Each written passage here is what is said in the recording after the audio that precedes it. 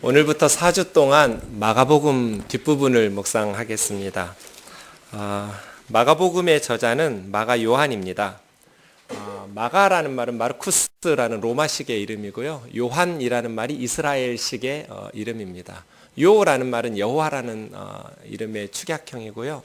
한이라는 말은 하난이라는 은혜라는 뜻입니다. 지난주일 시편 51편 1절에서 다윗이 회개 기도할 때 하나님의 은혜로 나를 불쌍히 여겨달라고 할 때 그 하나입니다. 요한, 그래서 여호와는 은혜로우시다, 그런 뜻을 가진 이름입니다. 성경에 보면 사도행전에 저런 표현이 2번 나오는데요. 마가라고 하는 요한, 요한이 원래 이스라엘 이름이지만 이스라엘 사람들 외에는 요한이라는 발음 굉장히 어려운 발음이니까 로마식의 이름인 마가로 많이 알려져 있는데, 성경에 요한의 아버지에 대해서는 한 번도 언급되지 않았고요. 언제나 저런 식으로 마가라는 요한의 어머니 마리아의 집, 대개 집을 말할 때는 아버지의 집 이런 식으로 말할 텐데 아버지가 언급되지 않는 것을 보면 요한의 아버지는 일찍 돌아가신 것 같습니다. 마가 요한, 이 요한은 어려서부터 예수님과 제자들의 사랑을 많이 받았던 사람입니다. 예수님이 예루살렘에 오시면 이 마가 요한의 집에서 자주 머무르셨거든요. 베드로전서에 보면 베드로 사도는 요한을 내 아들 마가 이렇게 부릅니다. 마가를 아들이라고 부르니까 이렇게 나이 차이가 좀 있었던 것이죠. 아마 예수님과 제자들이 마가의 집에 있을 때 마가는 10대 정도의 어린 소년이었을 것 같습니다. 왜냐하면 그 후에 같이 바울과 바나바와 함께 1차 선교 여행 때 동행할 그런 사람이 또 마가 요한입니다. 네. 마가복음의 구조를 보면 한 5가지로 나눌 수 있는데요. 1장 1절에서 15절이 서론으로 예수님 세례 요한 나오고 예수님 세례 받으시고 시험 받으시는 내용 나오고요. 1장 16절에서부터 갈릴리에서의 사역, 16절에 갈릴리가 나오면서 북부 갈릴리에서의 사역이 시작됩니다. 그리고 오늘 본문이 들어있는 10장은요, 길 위에서의 사역 본문입니다. 저 8장 27절에서부터 10장 52절까지 내용에 길에서라는 표현이 여러 번 나옵니다. 길에서, 노중에서, 길 위에서. 그래서 성경학자들이 길 위에서의 본문, on the way 본문이라고 이렇게 붙입니다. 저 길은 어디를 향해서 가는 여행을 의미하거든요. 8장 27절은 가이사랴 빌립보라는 저 북부 지역에서 시작되었어요. 그리고 10장이 끝날 때에는 이제 남쪽 예루살렘을 향해서 가는 길입니다. 이게 세 번째 마가복음의 구조 파트인데요.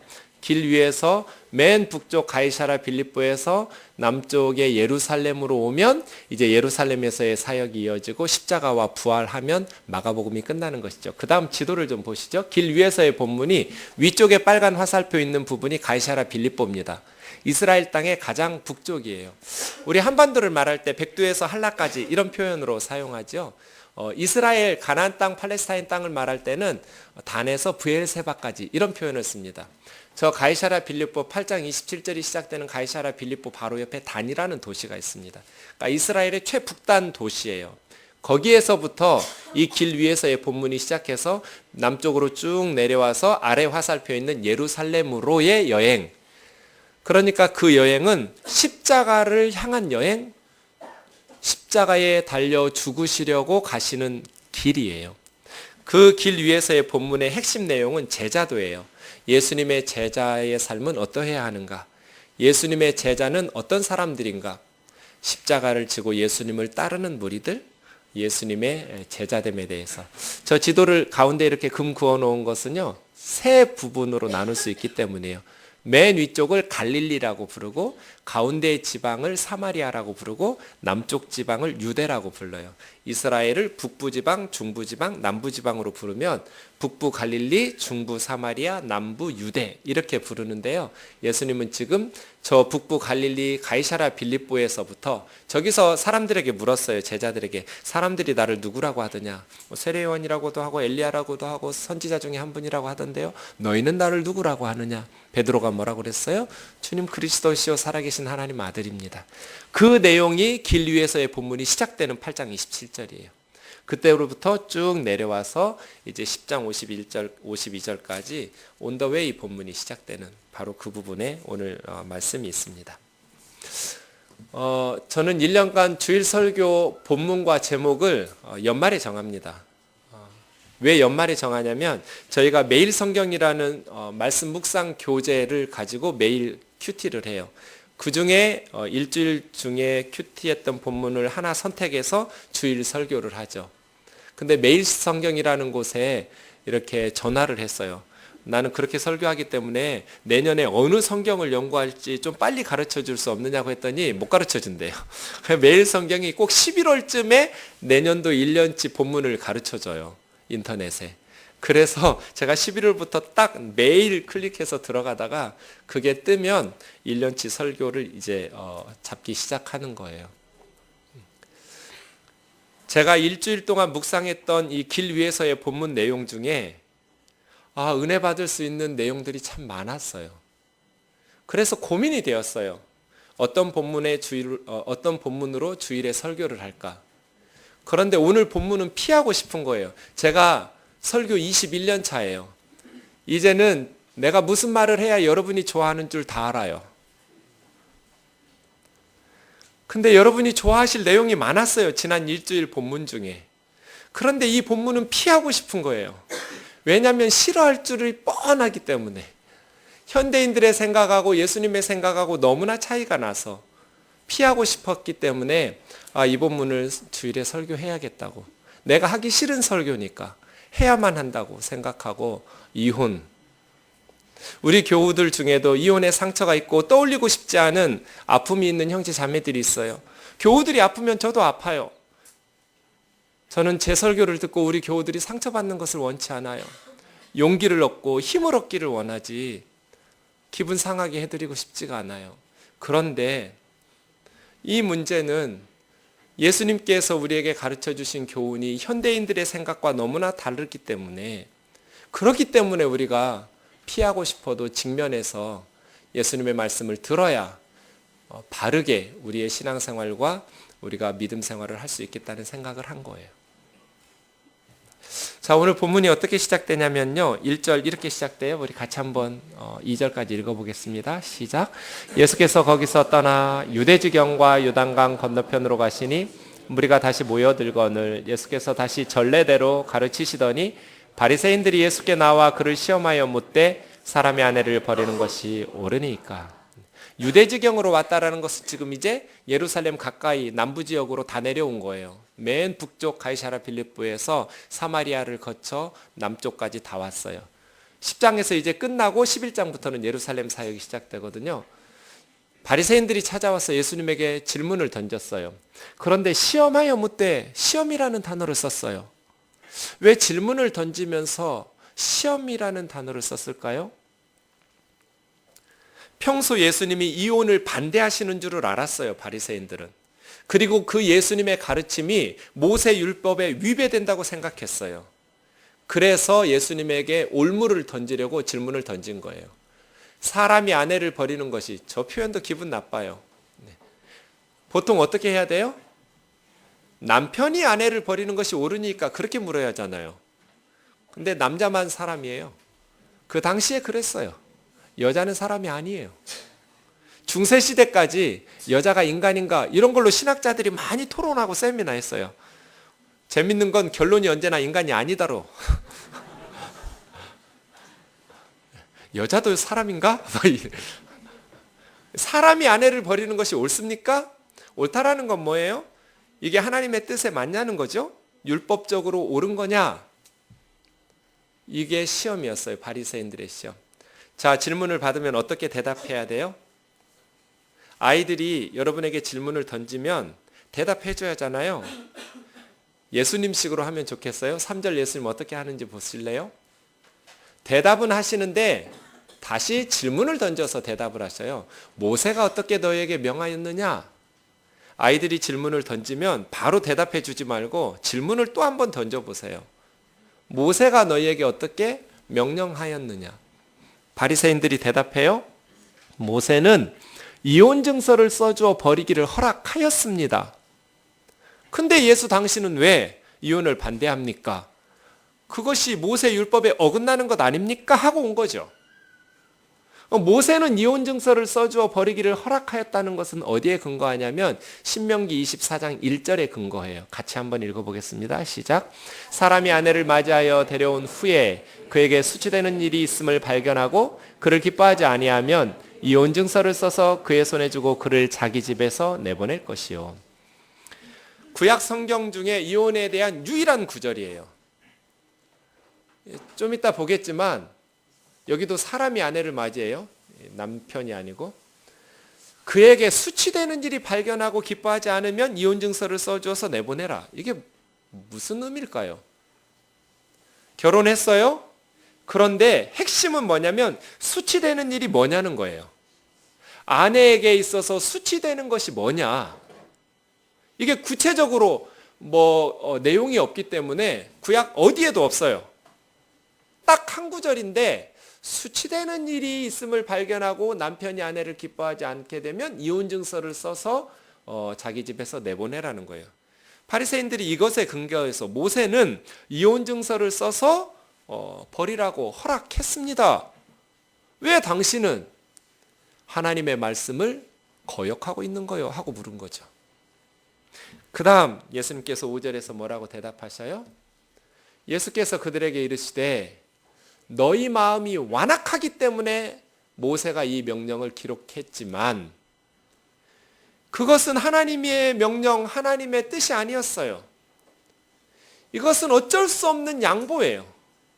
인간들이 너무나 악하게 되어서 이혼하지 않고 한 몸으로 사는 것이 하나님의 뜻인데 선악과를 따먹고 인간들이 죄를 지으면서 인간들의 마음이 완악해졌어요. 그러니 이제 하나님께서 이 땅의 사람들에게 하나님의 요구대로 다 이렇게 명령할 수가 없었어요. 그래서 죄로 인해서 허용하게 된 것이 약자인 여성들을 보호하기 위해서 이혼 증서를 써서 내보내라는 거예요. 그러면 이제 신명기 24장 2절에는 그러면 그 이혼 증서를 가지고 여성들이 다른 남자를 만나서 재혼할 수 있도록이에요. 만약에 그런 이혼 증서가 없다면 만약에 남편이 그런 관계 깨끗이 않았는데도 다른 남자하고 이렇게 결혼해서 살거나 이렇게 하면 돌에 맞아서 간음했다고 죽일 거거든요. 약자인 여자들을 보호하기 위해서 모세는 이혼 증서를 써서 반드시 써서 내보내야 된다라고 그 여자를 사랑하지도 않으면서 왜냐하면 구약시대는 일부 다처시대예요. 여자에게 먹을 것도 제대로 주지 않고 입도 제대로 주지 않고 옷도 제대로 주지 않고 그렇게 제대로 아내 취급도 안 하면서 자기는 다른 여자들하고 또 살면서 이런 식으로 할 바에 네가 그렇게 미워하고 그렇게 싫어하면 그 여자 구박하고 학대하지 말고 이혼 증서를 써서 다른 남자하고 재혼할 수 있도록 하라. 이것이 신명기 24장의 법이에요. 그걸 가지고 유대인들이 어떻게 악용했는지, 그것은 하나님이 창조의 계획이 아니다. 6절부터 12절까지가 하나님의 원래 뜻이에요. 창조 때부터 사람을 남자와 여자로 지으셨으니 그 다음이요. 이러므로 사람이 부모를 떠나 둘이 한 몸을 이루는 것. 그런즉 이제 둘이 아니고 한 몸이다. 부부는 하나님이 짝지어 주신 것을 사람이 나누면 안 된다. 이것이 예수님이 말씀하시는 원래 하나님의 계획이에요. 그러니까 바리새인들은 신명기법을 가지고 이혼을 모세는 허락했는데 왜 당신은 이혼을 반대하느냐고 시험에 올무를 가지고 왔지만 예수님은 신명기가 아니라 인간이 선악과를 따먹기 이전 창세기 1장 2장에서 말씀하신 창조 원리를 가지고 하나님의 뜻은 부부가 한 몸이니 갈라져서는 안 된다라고 대답한 거예요. 그 다음 10절에 보면 이제 집으로 돌아와서 제자들이 예수님에게 물었어요. 그래서 예수님이 보충 설명해 주셨어요. 누구든지 그 아내를 버리고 다른 데 장가드는 자는 본처에게 간음을 행하며 또 아내가 남편을 버리고 다른 데로 시집가면 간음을 행함이니라. 이게 무슨 뜻이냐면 결혼했어요. 아내가 있어요.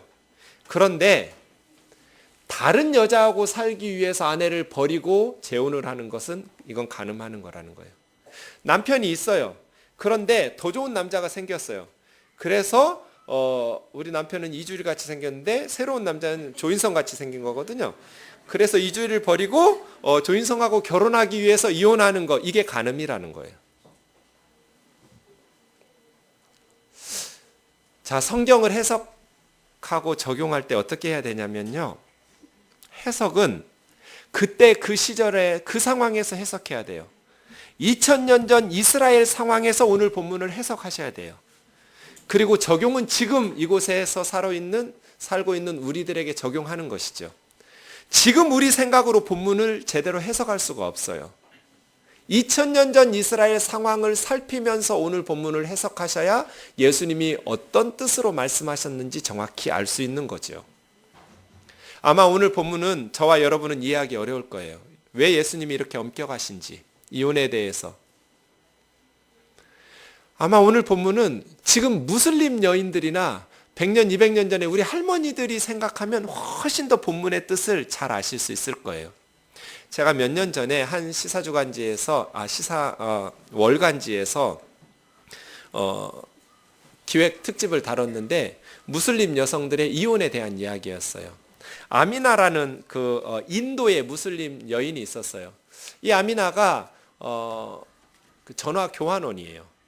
어느 날 직장을 마치고 집으로 갔는데 남편이 다른 여자를 자기 집에서 껴안고 있는 거예요. 결혼 6년 차였는데 너무나 충격을 받았어요.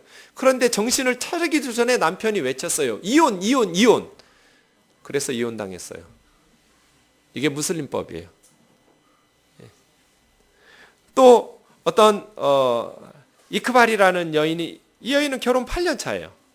남편하고 무슬림 여인이었는데 결혼해서 남편이 한 달 만에 미국으로 갔어요. 내가 2달 안에 당신을 불러올게. 8년 동안 연락이 없어요. 8년 만에 남편으로부터 메일이 한 통 왔어요. 메일에 이혼, 이혼, 이혼 이렇게 써 있었어요. 이혼당했어요. 이것을 트리플 탈라크라고 해요. 탈라크라는 말이 이혼이란 뜻이에요. 이혼을 3번 외치면 이혼하는 거예요. 여자들은 이혼을 제기할 수 없어요. 남편들만 이혼을 요구할 수 있어요. 트리플 탈라크법이에요.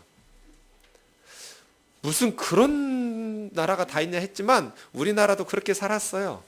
우리 할머니들이 그렇게 사셨어요. 칠거지약이라는 게 뭔지 제가 한번 찾아봤어요. 인터넷으로.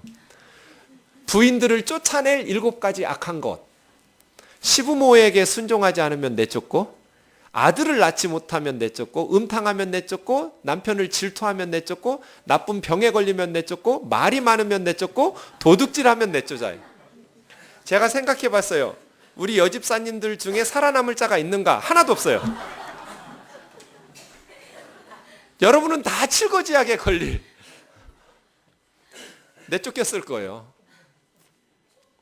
남편이 아무리 서방질을 해도 질투하면 안 돼요. 아무리 예쁜 딸을 4-5명을 낳아도 아들을 못 낳으면 쫓겨나는 거예요. 말이 많으면, 위험한 사람 많아요 여기. 이게 칠거지약이에요. 아내들은 이혼을 요구할 수도 없었어요. 우리 할머니들. 오늘 본문은 그런 상황이에요. 유대 여성들은 사람이 아니에요. 사람 취급받지를 못했어요. 남편의 소유물이라고 생각했어요. 그리고 남편들은 이혼을 요구할 수 있지만 아내들은 이혼을 요구할 수 없었어요. 그래서요, 이스라엘 사람들, 랍비 에베네셀 같은 사람들은요, 여자들에게 율법을 가르치느니 차라리 그 토라, 율법을 불태워라 그랬어요.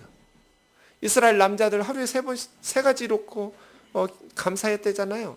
이방인이 아니라 유대인으로 태어나게 해주셔서 감사합니다. 노예가 아니라 자유인으로 태어나게 해주셔서 감사합니다. 3번째 뭔지 아시죠? 여자가 아니라 남자로 태어나게 해주셔서 감사합니다. 이게 유대 남자들의 감사예요. 그러던 시절에 남편들이 이혼하는 거예요. 그러면 핵심은 신명기 24장 1절을 어떻게 해석할까 하는 것이고, 그 중에서 아내에게 수치되는 일이 무슨 내용이냐를 해석하는 게 핵심 포인트예요. 그렇죠? 예수님 시대에 이스라엘 사람들에게 2가지 큰 바리새파의 해석이 있었어요. 하나는 샴마이파가 있었고요. 삼마이라는 사람이 스승이에요. 하나는 힐렐이라는 사람이 있었어요. 힐렐학파가 있었어요. 그런데 샴마이는 이 신명기 24장 1절을 이렇게 해석했어요. 여기서 사람이 아내를 데려왔는데 그 아내에게서 수치되는 일이 발견된 그 수치되는 일이란 아내가 범한 성적 부정이다. 결혼을 했는데 아내가 성적인 죄를 지었어요. 그 수치되는 일 외에는 이혼할 수 없다. 이게 샴마이의 해석이에요.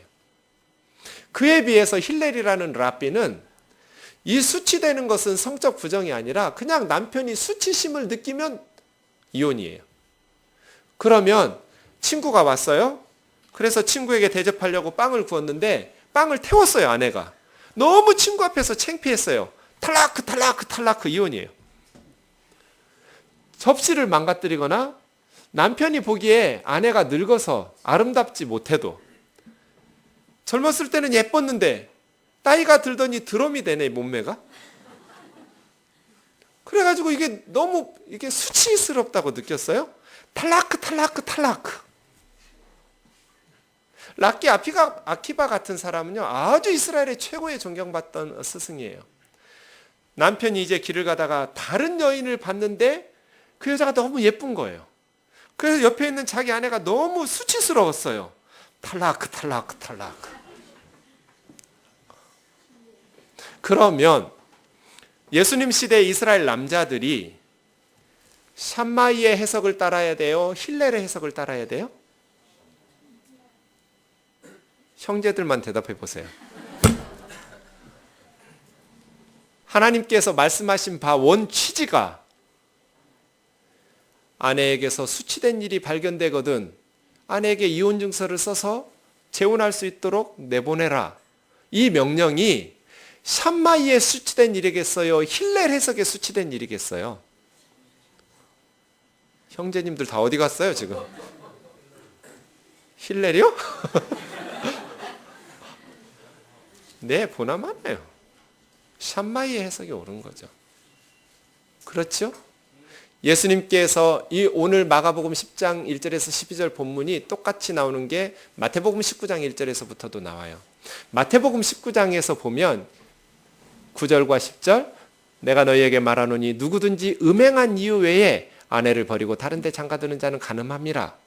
마가복음에는 없는 내용을 마태가 이렇게 더 써주었어요. 예수님의 모든 하신 말씀을 복음서 기자들이 다 기록할 수 없으니까요. 샴마이의 해석을 하신 거잖아요. 음행한 것. 모세가 말한 수치되는 일이란 아내가 저지른 성적인 죄, 음행한 거다. 그거 외에 아내를 버리고 더 이쁜 여자하고 살기 위해서 이혼을 선언하는 건 그건 간음죄에 해당한다. 돌에 맞아 죽을 죄다. 그랬더니 제자들이 어떻게 반응을 나타내요? 예수님의 오늘 말씀을 듣고 예수님의 제자들이 만일 사람이 아내에게 이같이 할진대 장가들지 않는 것이 좋겠나이다. 이런 걸 뭐라고 그래요? 꼬장 부린다고 그래요. 꼬장 부리고 있는 거예요. 그렇지 않아요? 예수님이 도대체 무슨 말을 했다고? 음행한 영구의 아내를 버려서는 안 된다. 이 말을 했다고. 예수님한테 3년이나 배웠는데 제자들이 예수님의 말씀을 3년이나 배우고 이제 마지막 예루살렘 십자가를 향한 여행길이에요. 3년 예수님한테 성경 공부한 결과가 저 10절이에요. 이만큼 남자들의 생각이 찌들어 있었던 거예요. 남성 우월의식. 이혼에 대해서는 언제든지 자기 아내가 수치스럽게 느껴지면 탈라크만 3번 외치면 돼요. 이혼 하면 이혼. 그리고 내가 원하는 여자하고 또 살 수 있어요. 문제는 여자는 이혼을 제기할 수 없을 뿐더러 당시의 여인들은 이혼을 당하면 살아갈 수가 없었어요. 지금처럼 취직을 할 수가 없어요. 돈을 벌 수가 없던 시절이에요. 여성들이 직업이 없어요. 죄 지으면서 자기 몸을 파는 것 어쩔 수 없이 그러다가 들키면 돌에 맞아 죽고 먹고 살기 위해서 이런 유혹에 노출될 수밖에 없었어요.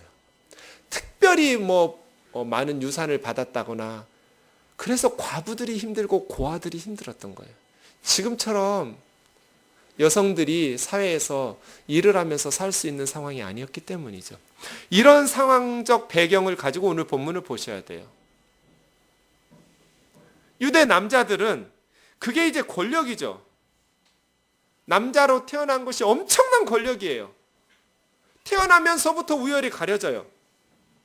여자로 태어나면 엄청난 비극이에요. 남자 맘대로예요. 그래서 자기 아내에게 함부로 하는 거죠. 마음에 들지 않으면 탈라크만 3번 외치면 되잖아요. 그리고 자기 마음에 드는 여자하고 또 재혼하면 돼요.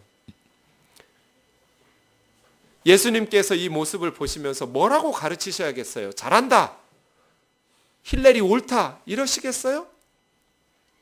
모세가 그렇게 이혼증서만 써주면 된다고 했으니 3번이고 4번이고 10번이고 20번이고 이혼증서 써줘서 내보내면 괜찮다 이러셔야겠어요? 그렇게 해서 이혼당한 여인들은 아무것도 할 수가 없어요.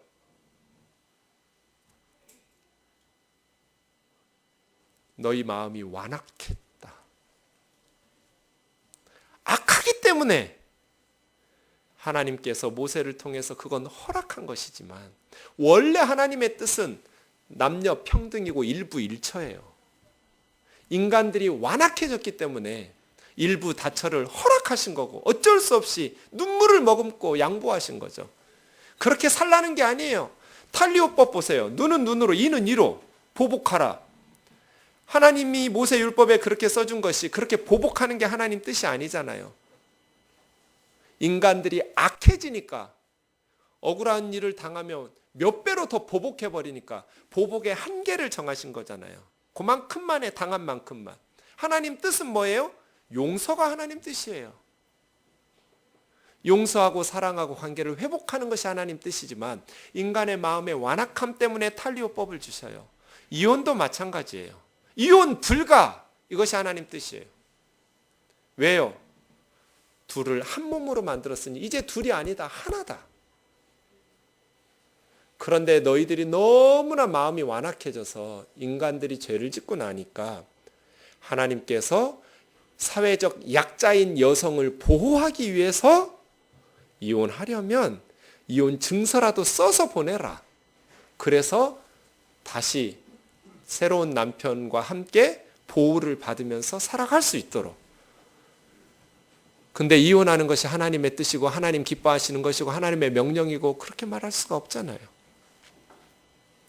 사랑하는 형제 자매 여러분, 하나님께서 우리에게 주신 하나님의 뜻은 뭐겠어요? 하나님의 명령. 하나님께서 짝지어 주신 것을 사람이 나눌 수 없다. 이혼 반대예요. 이것이 현대인들하고 안 맞아요. 차라리 그렇게 불행하게 사느니 이혼하고 서로 행복하게 사는 것이 더 좋지 않은가? 왜 애들 때문에 참고 살아야 되는가? 그럼 내 인생은 뭔가?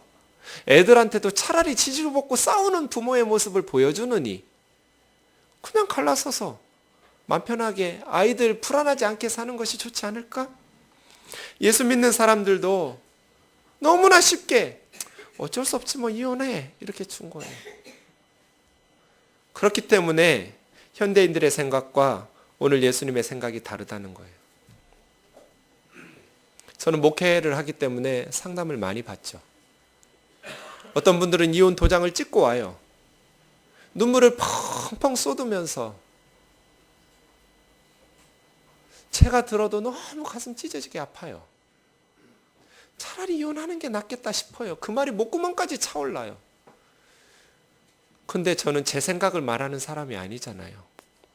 예수님의 생각을 말해야 될 사람이잖아요. 그래서 예수님께서도 마태복음 19장에서 음행을 저지르면 반드시 이혼해라는 아니지만 그거 외에는 이혼하면 안 된다라고. 그러나 음행한 연고를 도저히 못 참았을 때는 이혼을 허락하신 것처럼 이혼이 불가능한 것은 아니지만 그것은 하나님이 기뻐하시는 바가 아니니 한 번만 더 참아보자고 권면을 하죠. 한 번만 더 기도해보자고. 그리고 돌아가면 남편이 변해 있나요? 안 변해요. 그 고통을 계속 당하는 것을 눈으로 지켜봐야 돼. 그때마다 저 자신이 옳았는가를 생각해봐요.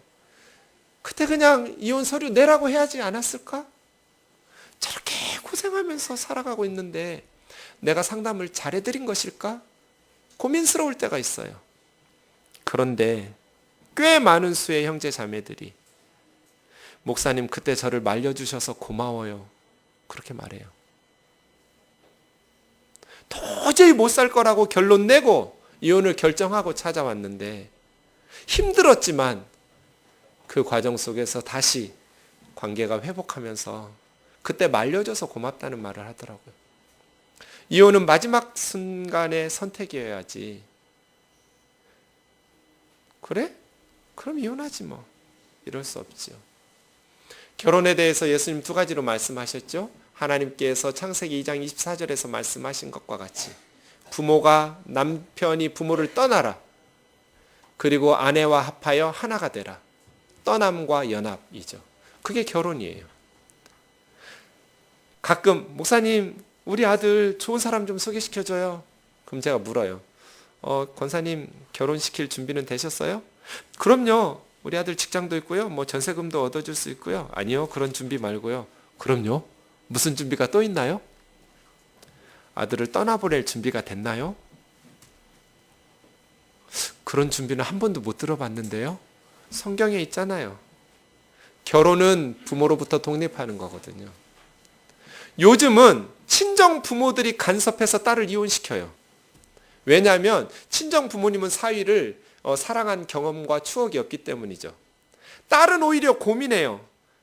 미운 감정도 있지만 이 사랑의 좋은 기억들도 있기 때문에. 그런데 우리 딸이 그렇게 고생하면서 사는 것을 보면 친정 어머니 입장에서 너무 가슴 아프니까 그 심정은 이해하겠는데요. 종용을 해서 이혼을 시켜요, 딸을. 망설이고 있는 딸에게. 결혼시켰으면 손 떼세요. 부모로부터 독립이에요. 그리고 하나가 돼야 돼요. 그런데 하나가 되기가 이게 어려워요. 남남으로 살다가 사랑해서 결혼해서 부부가 되니 바로 하나가 되나요? 안 되죠. 제가 신학대학원에 1994년에 입학했어요. 그러니 작년이 딱 20년째 사역했어요. 그리고 우리 교회 정관에는 만 65세에 은퇴하게 돼 있어요. 담임 목사가. 앞으로 20년 남았어요. 작년이 딱 반환점이었어요. 교회에서 3개월간의 안식월을 주셔서 쉬면서 지난 20년의 사역을 생각해 봤어요. 감사한 일들이 너무 많았어요. 그런데 너무너무 후회스러운 게 있었어요. 제 사역 중에 내가 정말 후회했던 게 뭘까요? 뜨인돌교회 성도들은 늘었는데 뜨인돌 성도들의 부부간의 관계가 발전한 것 같지가 않은 거예요. 교인들 느는 게 무슨 의미가 있어요? 가정이 행복하지 못한데, 부부간의 사이가 좋아지지 못하는데, 여전히 예수님 믿고 여전히 예배를 드려도 부부간의 갈등이 해소되지 않고 서로를 향해서 미움과 상처와 원망들을 켜켜이 쌓아가고 있는데, 교회의 성도들이 늘어나는 게 어떤 의미가 있을까요? 내가 우리 교회 성도들 중에 가정의 핵심은 부부관계예요. 부부 사이를 성숙하게 행복하게 발전시키는데 도움을 주지 못했다는 자책이 많이 됐어요. 그래서 앞으로 남은 20년은 부부들 사이의 관계가 좋기 위해서 기도하고 말씀 사역에 힘써야겠다. 그런 기도와 다짐을 하고 왔어요. 결혼 생활은 힘든 거예요. 오랜 시간 한 커플이 사랑의 사귐을 발전시키면서 조화를 이룬다면 세상에서 가장 좋은 선물이에요. 어디서도 이런 기쁨과 위로를 받을 수가 없어요. 배우자들이 줘요. 그런데 부부 사이가 좋지 못하면 세상에 이런 비극이 없어요. 그래서예요. 신앙생활에 있어서 가장 중요한 건, 목회에 있어서 가장 힘써야 될 것은 교회가 아니다. 가정이다. 가정은 부부관계가 핵심이에요. 부부 사이가 좋으면 그 축복이 아이들에게, 다음 세대에게 흘러가요. 그런데 부부 사이가 좋지 않으면 그 저주가 아이들에게 흘러가요. 엄마 아빠가 싸우고 엄마 아빠 사이가 갈등이 생기면 아이들은 너무 불안해요. 아무리 좋은 거 입히고 좋은 거 먹이고 비싼 과외 해줘도 아이들 마음이 불안하고 상처를 받기 때문에 삐뚤어져요. 가장 좋은 자녀들에 대한 선물은 부부 사이가 좋은 거예요. 제발 자매 여러분, 애들한테 잘하는 것에 반만이라도 떼어서 남편한테 잘하세요. 그게 애들을 위해서 좋은 선물이에요.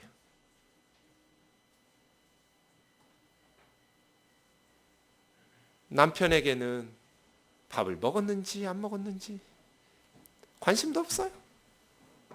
좀 밖에서 먹고 왔으면 좋겠다 하는 생각이 들죠. 삼식이 새끼 이런 게 뭐예요 도대체. 일식님 뭐 그랬다면서요. 못됐어요 아주. 아이들에게는 한 숟가락이라도 더 먹이려고 쫓아다니죠. 그게 아이들에게 좋은 게 아니에요. 그런데 아이들은 사랑스럽기 때문에, 그리고 아이들은 엄마 아빠를 그렇게 사랑하기 때문에 엄마가 아이에게 해주기는 쉽지만 남편에게는 상처들이 있기 때문에 못하는 거죠. 그래서예요. 그래서 어떻게 해야 될까? 예수님께서 우리에게 가르쳐 주신 것이 있어요. 에베소서 6장 31절에서 33절 우리 한 구절씩 같이 읽겠습니다. 시작. 그러므로 사람이 부모를 떠나 그 아내와 합하여 그 둘이 한 육체가 될지니 이 비밀이 크도다. 나는 그리스도와 교회에 대하여 말하노라. 그러나 너희도 각각 자기 아내 사랑하기를 자신같이 하고 아내도 자기 남편을 존경하라. 지금 부부 얘기하면서 예수님하고 교회 얘기를 했어요. 오늘 본문이 길 위의 본문 속에 들어있다는 게 충격적이에요. 저는 소름이 돋더라고요. 지금 부부 이야기를 하는데 이게 십자가의 제자도 속에 드러났어요. 그러니 부부관계란, 결혼과 이혼이란, 십자가를 지고 예수님을 따르는 제자들의 결혼 생활이란 자기 희생이다. 예수님처럼 예수님이 그리스도의 신부인 교회를 소유할 수 있기 위해서 자기를 십자가에 내어주셨어요. 십자가를 지지 않았다면, 예수님이 십자가의 희생을 치르지 않으셨다면 교회는 없는 거예요. 예수님은 신부를 취하지 못했을 거예요. 우리도 똑같다는 거예요. 저 같으면 절대로 하와를 그렇게 안 만들, 상상도 그런 생각조차를 안 했을 것 같아요. 남자 혼자 있는 것이 좋지 않게 여기셨다면 아담 만들듯이 하와 만드실 것 같아요. 그런데 하나님은 특이하게 정말 상상력이 탁월하셔요. 주었던 갈비뼈 하나 뺏었어요. 아담 좀 자. 갈비뼈 하나 뽑으셔서 그거 가지고 하와를 만드셔서 부부가 되게 하셨어요. 하나라는 거죠. 그런데 아내를 얻으려면 결혼식하고 혼인신고하면 아내가 생기는 게 아니에요. 그럼 법적으로 아내가 생기는 거고요. 남편의 갈비뼈가 분질러져야 아내를 얻을 수 있어요. 희생이에요. 예수님이 십자가에서 자신의 생명을 바치고 그리스도의 신부인 교회를 소유하시게 된 것처럼 똑같은 원리로 남편들이 자기 갈비뼈를 분질르고 아내를 얻을 수 있는 거예요. 아내도 마찬가지예요. 자기 갈비뼈를 부러뜨리는 희생이 있어야 남편이 내 남편 되는 거예요. 한국 여인들은 너무 탁월해요. 저는 세계 1등 주는데 망설임이 없어요. 한국 여자들 세계 1등. 진심으로 그렇게 생각해요. 세계 1등인 한국 아내들에게 부족한 치명적 약점이 있어요. 뭘까요? 열심히 살고요. 머리도 좋고요. 뭐 일도 열심히 하고요. 참 가정적이고요. 우수한 여인들이에요. 그런데 한국 여자들에게 치명적 약점이 있어요. 뭘까요? 아내 여러분? 여러분의 치명적 약점? 남편을 칭찬할 줄 몰라요.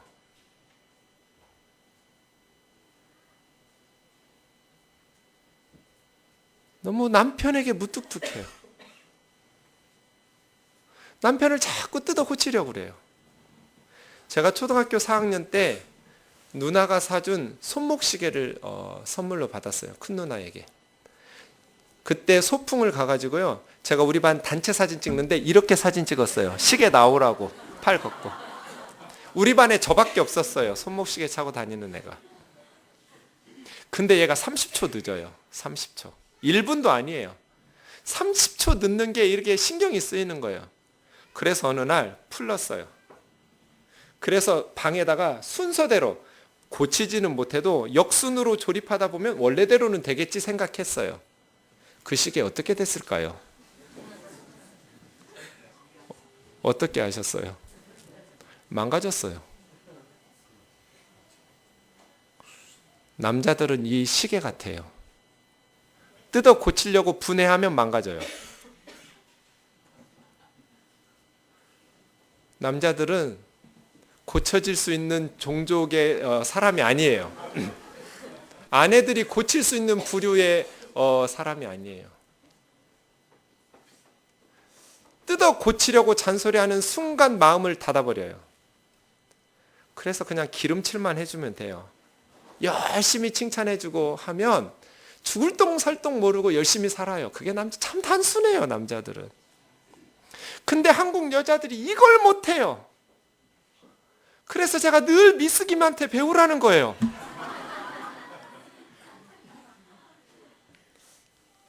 여보, 애들 데리고 동남아 여행이나 갈까? 그럼 아내들은 뭐라 그래요? 인간아, 철 좀 들어라. 애들 과외비 내야지, 뭐 내야지, 뭐 내야지. 돈이 어딨다고 여행이야? 미스김은 뭐라고 하는지 아세요? 미스김 우리 동남아 여행이나 갈까? 그럴까요, 사장님? 콧소리를 좀 배우란 말이에요. 미스김도 못 갈 줄 알아요. 돈 없는 줄 뻔히 알아요. 그냥 맞춰주는 거죠 뭐. 어차피 가나 못 가나. 그럴까요, 사장님? 아내들이 이걸 못해요. 남편의 길을 세워주지를 못해요. 찍어 눌러요. 그러니 한국 남편들이 집에서는 좀 위로받고 싶은데 아내 말 틀린 말은 없어요. 그런데 마음이 다쳐요. 아내도 자기 남편을 존경하라고 그랬잖아요. 속 좀 차려라 인간아. 이게 존경이에요? 그러니까 남편이 걷돌아요. 한국 남편들은 세계 1등은 아닌 것 같아요. 양심상. 괜찮아요. 우수해요. 그런데 한국 남편들의 치명적 약점이 있어요. 뭘까요? 형제 여러분, 여러분의 치명적 약점은 뭐예요? 열심히 일해요. 쉬지를 않고 그냥 열심히 일하셔요. 참 귀한 부분, 칭찬받을 부분이 많아요. 그런데 한국 남편들의 치명적 약점이 있어요. 뭘까요? 아내들은 아시죠? 아내 말을 안 들어요. 아무리 얘기해도 지 맘대로 살아요. 맨날 실수하고 깨지고 실패하는데도 지고집대로. 어르신들 말 틀린 거 하나도 없어요. 그렇게 살다가 죽을 때 되면 철들어요. 왜 이런 소리를 들으시냔 말이에요, 우리가. 예수님께서 말씀을 뿌려질 때 그 말씀을 듣는 마음밭을 4가지 밭에 비유하셨어요. 첫 번째는 밭이 아니에요. 길이에요. 밭과 밭 사이에 사람들 밟고 다니는 길. 이게 첫 번째 마음이에요. 거기에 씨앗이 뿌려지면 어떻게 되겠어요? 이게 제일 안 좋은 마음이에요. 나머지 밭은 그래도 뭐 돌짝밭이든지 가시떨기 밭이든지 열매는 못 맺어도 마음속에 씨앗이 들어왔다가라도 죽어버려서 열매는 못 맺는데요. 아예 길가는 말씀이 마음속에 들어가지도 못하는 밭이에요. 이 길가밭 한국 표현에 가장 정확한 표현이 있어요. 씨알도 안 맥힌다고. 이게 길가 마음이에요. 남편들이요, 아무리 아내가 말해도 씨알도 안 들어가요. 이게 한국 남편들의 치명적 약점이에요. 그러니까 부부 사이에 갈등이 생겨요. 당신 내 말 안 들으려면 왜 나하고 결혼했어? 네 맘대로 살려면 너 혼자 살지.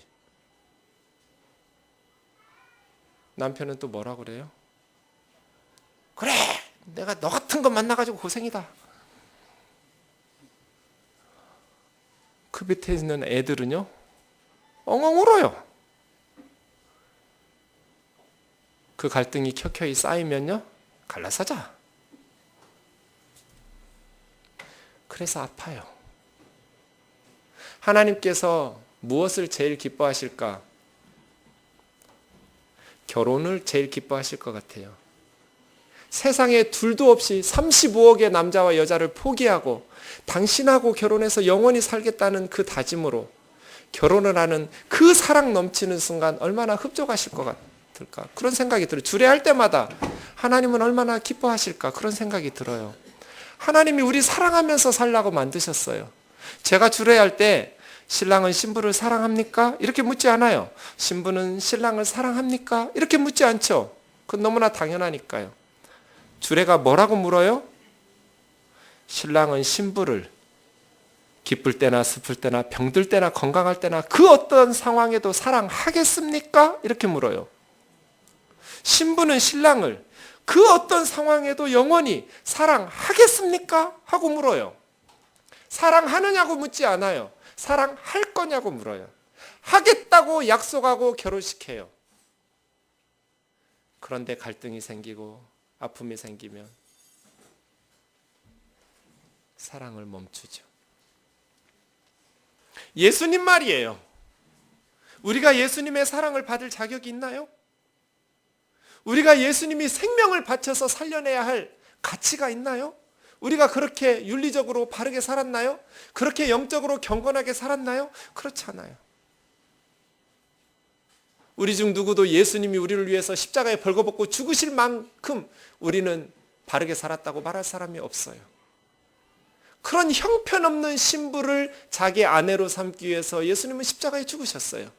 제자도 길 위에서의 본문 온더웨이에서는 예수님처럼 십자가를 지고 예수님을 따르는 삶에 대한 교훈이 핵심이에요. 십자가를 가고 있는 예수님처럼 우리도 아내에게 남편에게 살아야 돼요. 내 갈비뼈를 부러뜨리면서 아내를 위해서 십자가에서 죽어야 돼요. 남편을 위해서 십자가에서 상대방 갈비뼈 부러뜨리지 말고요. 내 것 부러뜨리란 말이에요. 그러지 않으면 부부가 오랜 기간 행복할 수 없어요. 결혼 생활은 힘든 거예요. 갈등과 닥쳐오는 많은 역경들을 조화롭고 지혜롭게 통과해내야 좋은 부부관계를, 이 엄청난 선물을 누릴 수 있어요. 본래 힘든 거예요. 그래서예요. 상대방의 사랑을 갈구하는 것이 아니라 내 갈비뼈를 분질러야겠다. 내 남편을 위해서, 내 아내를 위해서, 우리 가정을 위해서 내가 십자가에서 죽어야겠다라는 헌신과 희생이 없으면 어느 가정도 행복한 가정을 이룰 수가 없어요. 그래서 제자도예요. 이 세상 사람들이 뭐라고 하든지 예수님의 제자인 우리는 예수님의 말씀대로 살아야 돼요. 당시 유대 남자들이 다 틀리게 살았어요. 힐례를 따랐어요. 다 아내를 이혼하고 이혼했어요.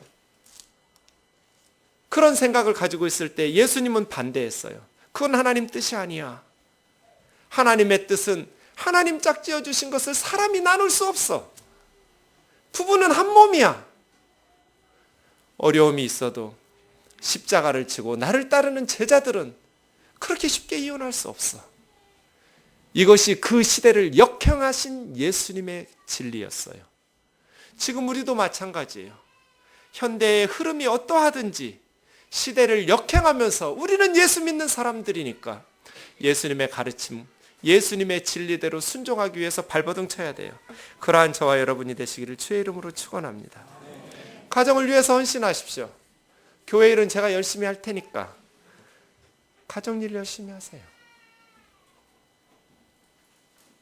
저는 여러분이 행복하길 원해요. 여러분 행복하려면 부부 사이의 관계가 회복돼야 돼요.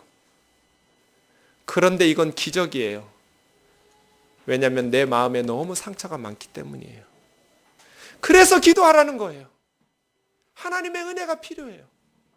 하나님, 나 좀 도와주세요. 저 인간이 너무 미워서 아무리 목사님이 설교해도 내 마음은 움직이지 않아요. 하나님, 근데 우리 아이들을 위해서, 그리고 하나님을 위해서 내 마음이 변해야 되는 거 알아요. 용서할 수 있는 마음 주세요.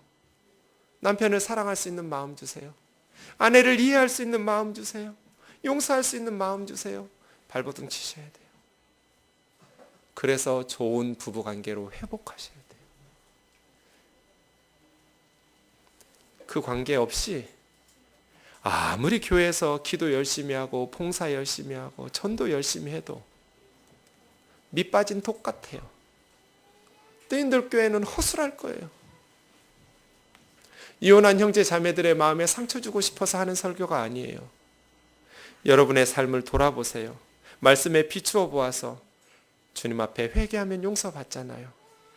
주님, 그 사람 때문에 이혼했다고 생각했는데 왜 내 허물이 없겠어요? 주님, 내 잘못을 용서해 주세요. 내가 예수님 말씀처럼 십자가에 나 자신을 못 박았다면 그런 결정을 안 할 수도 있었을 텐데 주님 앞에 회개하세요. 너무나 당연한 것처럼 예수님도 이해하실 거야 이렇게 말하지 마세요. 제가 이번 안식월 동안에 회개한 게 있어요. 저는 그걸 회개해야 된다고 생각을 그동안 못했어요. 고등학교 1학년 2학기부터 대학교 1학년 겨울방학까지 저는 예수님을 믿지 못했어요. 교회 예배는 나갔는데 하나님을 의심했어요. 정말일까? 기독교가 진실인가? 알 수가 없었어요. 방황했어요. 그게 저는 죄라고 생각 안 했어요. 당연히 어릴 때는 부모님 따라서 신앙생활했지만 고등학생이 되어서 머리가 커지니 그것을 기독교 신앙을 의심하는 거 당연하다고 여겼어요. 하나님 진짜 살아계시는지 의심하는 게 죄라고 생각 안 했어요. 그런데 그게 죄라는 걸 깨달았어요. 왜냐하면 그 4년 동안 하나님은 저 때문에 상처받았을 것이기 때문이에요. 나도 힘들었지만 나를 바라보는 하나님도 너무너무 가슴 아프셨을 것, 그것을 기억하면서 제가 회개했어요. 여러분도 힘들었지만, 그리고 이혼해서 마땅하다고 모든 사람이 이해할 수 있는 상황일지 모르겠지만 그럼에도 불구하고 하나님의 마음에 상처와 아픔을 준 것을 회개해야 돼요. 그리고 나면 이제 잊어버리세요. 그거에 얽매이지 마세요.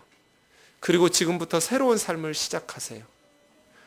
새로운 사람을 만나서 행복한 가정을 이룰 때는 이 말씀의 원칙을 이제부터 시작하는 거예요. 그리고 그러지 않는다 할지라도 하나님 앞에서 바른 생각을 가지고 하나님 앞에 회개할 거 회개하고 용서와 사랑 안에서 그 맺힌 것들, 걸림돌들을 제거해야 하늘의 은혜와 축복이 쏟아져 내릴 수 있기 때문이에요.